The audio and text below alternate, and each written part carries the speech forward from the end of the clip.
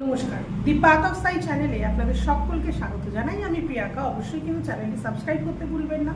তার কারণ চ্যানেলটির মাধ্যমে কিন্তু আমি বহু ঘটনা শিরডির সাই বাবার, যারা নাকি প্রচণ্ড বাবাকে ভালোবাসেন, শ্রদ্ধা করেন, বা শিরডি সাই বাবাকে নিয়েই যাদের জীবন কাটে, তাদের জন্যই চ্যানেলটি কিন্তু ভীষণভাবে উপকৃত হবেন তারা, এবং ভীষণভাবে সাহায্যপ্রাপ্ত হবেন তারা। কারণ বাবার বহু ঘটনা আমাদের অজানা, সেই ঘটনাগুলো নিয়েই কিন্তু মূলত এই জায়গাতে আমি আলোচনা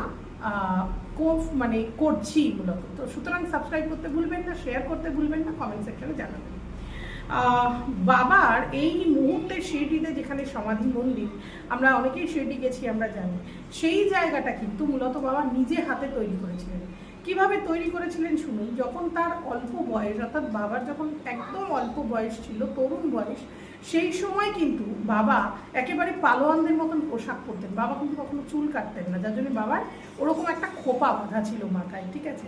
তো বাবা কি করতেন, প্রতিদিন ওই শিরডি থেকে 3 মাইল দূরে রাহাতা বলে একটা জায়গা আছে, ওখান থেকে বাবা গাঁদা, জুঁই ফুলের চারা ইত্যাদি এনে ওই যেখানে এখন সমাধিস্থল বর্তমানে, সেখানে ওই গাছগুলি বাবা পুঁতে দিতেন।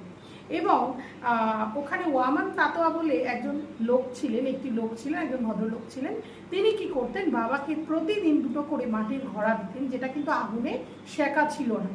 বাবা ওই ঘড়া দুটো দিয়ে কি করতেন, নিজে কুয়ো থেকে জল তুলে গাছে জল দিয়ে ওই ঘড়া দুটো মাটির গাছে, অর্থাৎ নিম গাছের সামনে কিন্তু রেখে দিতেন।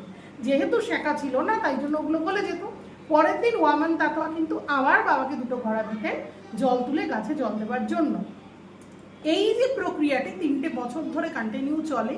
এবং এখন বর্তমানে যেখানে নাকি বাবার সমাধি মন্দির, ওখানে কিন্তু দেখা যায় যে বাবা খুব সুন্দর একটা কিন্তু বাগান তৈরি করে ফেলেছিলেন, এবং বর্তমানে কিন্তু সেখানে সত্যি খুব সুন্দর একটা পরিবেশ এবং বাগান রয়েছে। বাবার হাতে তৈরি সেই সুসজ্জিত বাগান দেখতে হলে যেতে হবে শিরডি।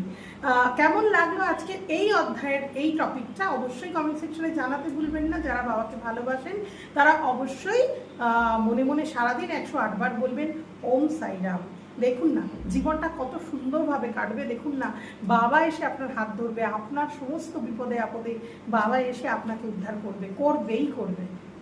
থ্যাংক ইউ, অ্যান্ড অবশ্যই সাবস্ক্রাইব করতে ভুলবেন না। ধন্যবাদ।